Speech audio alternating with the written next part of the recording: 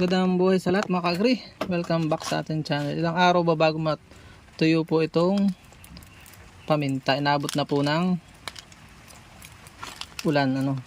Ito po ay nag-average po ng 3 weeks to 1 month. Tayo po ngayon ay maghihimay lang. Pwede na itong himayin.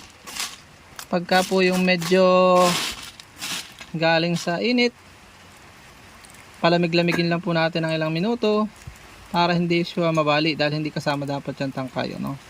Yan po yan. Ganyan lang po yan. So, maghihimay po tayo. Pastak lang. Himay. Bare hands po yan. Bare hands. Talagang papasrak lang po natin para hindi po kayo mainip.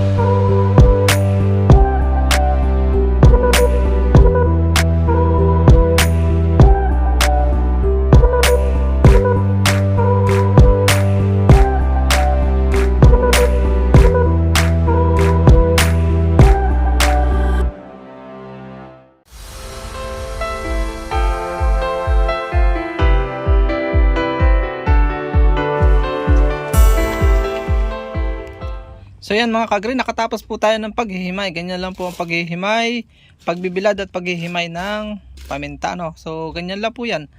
At ito po ibibilad ko pang minsan pa, kalahating araw bukas para siguradong tuyong-tuyo. Pwede na siyang i-stack wala naman po yung overdry. Basta nasobrahan siya ng tuyo, mas matagal ang kanyang shelf life sa storage. Palambing po, bago po tayo magwakas, huwag po sana natin skip ang mga ads at nang tayo po yung maraming maabot na misyon sa buhay. Magdadagdag tayo ng misyon.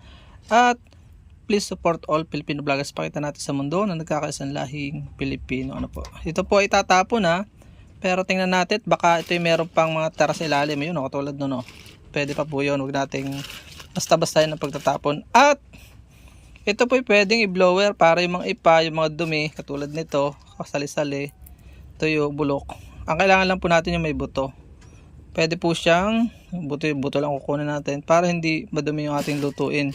Para talsikan yung mga gabok. Pwede pong electric pan lang. Yun lang po. Paalam and God bless. hanggang sa muli po nating informative videos. At dyan po nagtatapos ang munti natin vlog. Nawa po kayo nag-enjoy at may natutunan kahit konti mula sa inyong lingkod.